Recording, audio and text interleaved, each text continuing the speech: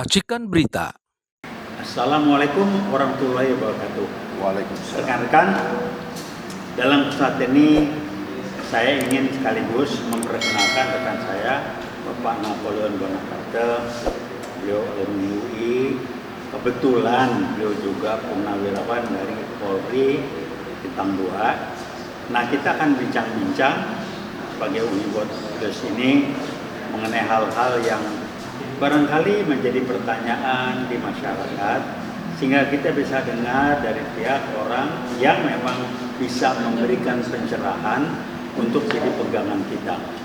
Nah, yang akan kita angkat di sini adalah kasus mengenai Vina yang sudah sekian, saya pakai istilah bombastis ya, yang sudah terjadi sekian ratus tahun yang lalu.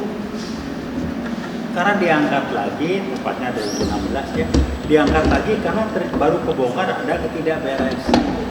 Nah, rekan-rekan, mudah-mudahan ini jadi pembelajaran buat kita dan Pak Napoleon, saya manggil beliau Pak Napo, yang tahu banyak dan bisa memberikan gambaran bagaimana sih situasi cerita sebetulnya yang terjadi. Nanti kita akan dengarkan penjelasan beliau. Barangkali itu bisa sampaikan. Maka kita akan mulai dengan pertanyaan. Siap Pak Napo? Insya Allah Pak. Baik, saya akan mulai dengan pertanyaan yang sederhana yang membutuhkan penjelasan untuk mengedukasi publik Pak Napo. Pertanyaannya, kenapa sih kasus Vina yang sudah 2016 itu kok rame lagi sekarang? Itu yang pertama. Dan yang kedua, udah rame kok ternyata melibatkan orang-orang yang bukan seharusnya terlibat dan seterusnya. Nanti saya tanya lagi, kira-kira ini kenapa sih Pak? Aneh bin ajaib. Baik Pak Taufik. Assalamualaikum warahmatullahi wabarakatuh, pemirsa. Jadi kalau melihat begitu, peristiwa yang akhir-akhir ini sedang booming, viral, pastinya kita berpendapat bahwa tidak ada asap kalau tidak ada api. Peristiwanya sudah banyak dipahami oleh publik melalui media. Pertanyaan yang muncul, apakah kasus ini akan seperti kasus Sengkon dan Karta yang dulu pernah terjadi? Sengkon dan Karta didakwa sangat berat karena membunuh, tetapi ternyata berapa tahun kemudian terungkap bahwa bukan dia pelakunya. Hal itu sangat mencederai prinsip hukum kita. Prinsip hukum mengatakan biarpun langit runtuh, hukum tetap tegak. Namun prinsip hukum lain mengatakan lebih baik membebaskan 10 penjahat bebas daripada menghukum satu orang yang tidak bersalah. Itu semua tergantung dari kinerja para penegak hukum, baik di tingkat penyidikan, penuntutan, apalagi pengadilan. Tadi saya bilang tidak ada asap kalau tidak ada api. Kalau memang tidak ada apinya dulu, tentunya 8 tahun berlalu tidak ada akan masalah itu terungkap kembali. Melalui komentar-komentar para pelaku yang dulu dinyatakan bersalah, ada yang bebas kemudian berbicara lagi hal yang sebenarnya didukung dengan bukti. Ini mengundang reaksi publik yang memang menuntut keadilan di tanah Indonesia ini. Saya berdoa Pak Taufik, semoga penyidik, penuntut umum maupun hakim pada waktu itu sudah melakukan tugasnya dengan baik, sehingga masalah ini akan selesai kembali normal. Namun apabila tidak, harusnya para penegak hukum itu semua koreksi diri dan merubah. Jangan lagi terjadi hal-hal seperti itu. Korban sudah cukup banyak. Semua paham maksud saya. Jadi jangan lagi diulangi hal-hal itu, karena kepentingan-kepentingan tertentu yang lain, apalagi hanya untuk mengejar target supaya selesai, untuk mendapatkan reward dari pimpinan atas keberhasilan. Itu adalah keberhasilan yang semu, tidak ada artinya. Buktinya sekarang muncul kembali.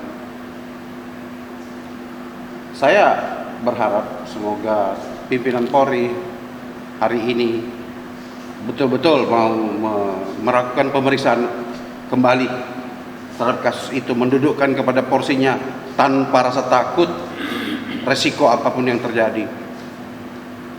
Biarkan yang berbuat atau ikut andil pada saat itu tidak sesuai porsinya dapat ditunjukkan kebenaran yang asli. Jangan bermain-main dengan nyawa, karena nyawa itu akan mengejar terus sampai kemanapun. Terbukti setelah 8 tahun pun masih. Saya termasuk orang yang tidak menangani kasus itu, Pak, di tahun 2016. Tentunya saya tidak berhak untuk berbicara kasusnya bagaimana yang sebetulnya.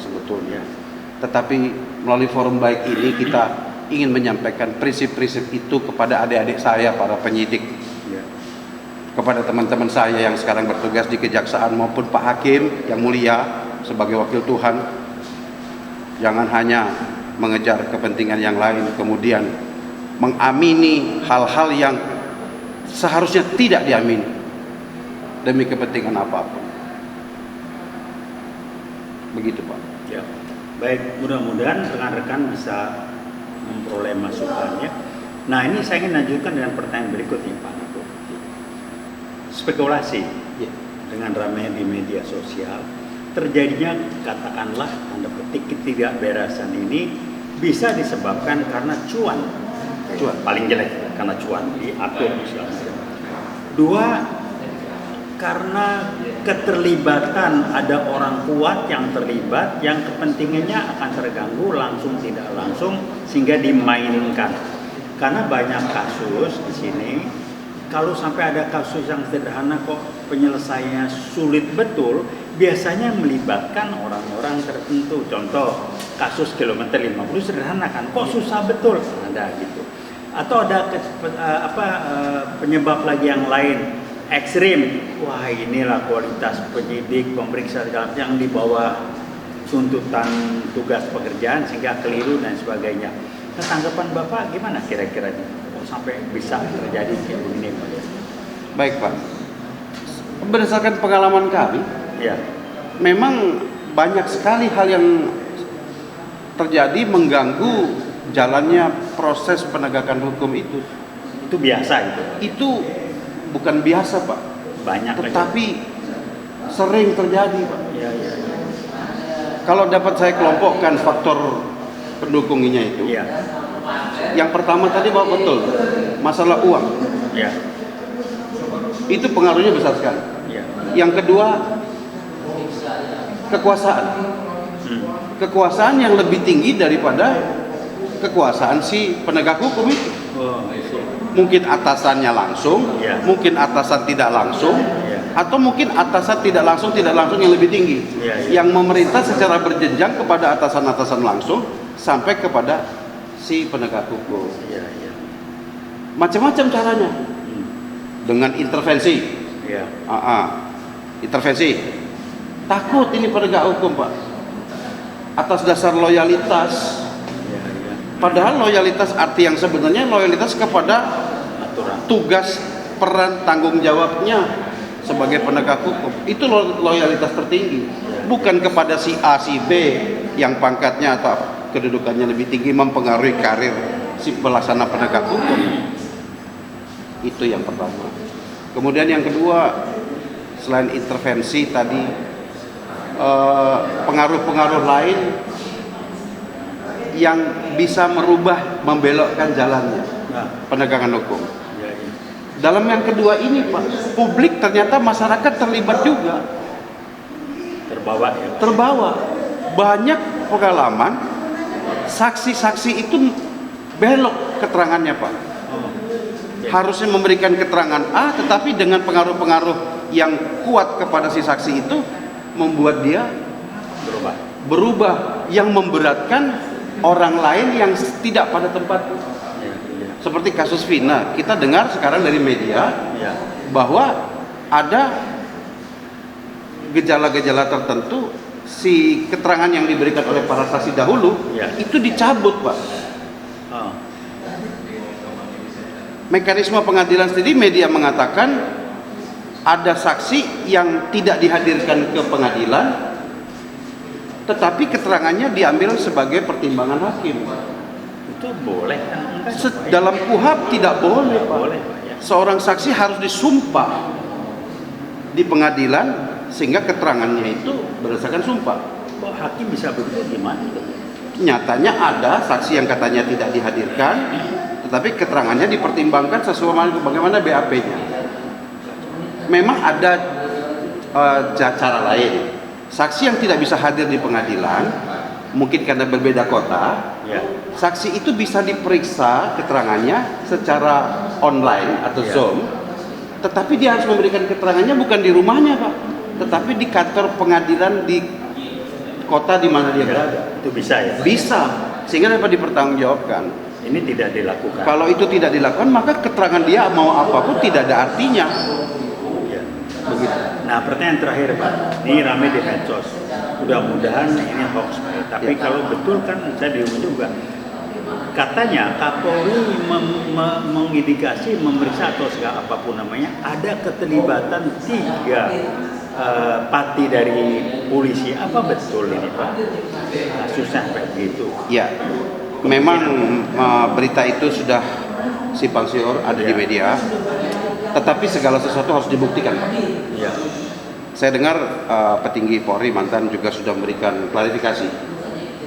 Mudah sekarang bagi Kapolri untuk mengklarifikasi keterangan itu semua benar apa adanya, Ya. melihat, dan Kapolri kalau ini menyangkut Polri melalui Humas, saya seharusnya berani menyampaikan penjelasan klarifikasi itu apapun resikonya kepada publik, karena publik perlu mengetahui untuk mendapatkan keadilan. Ya, ya. Perlu. Oke. Jadi ya rekan-rekan, ini kan kasus yang saya ngomong lebih jauh ke belakang. Ini kasus 2016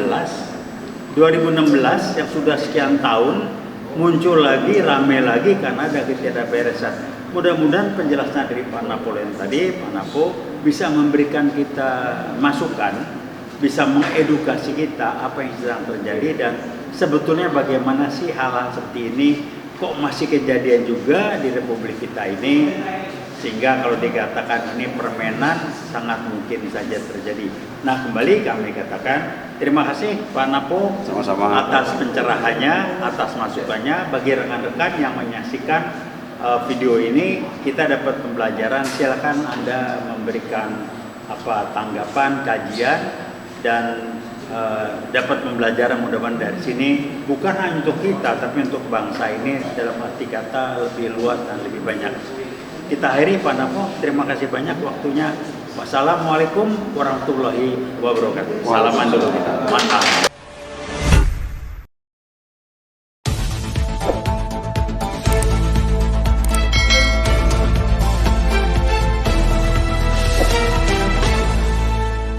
Racikan Berita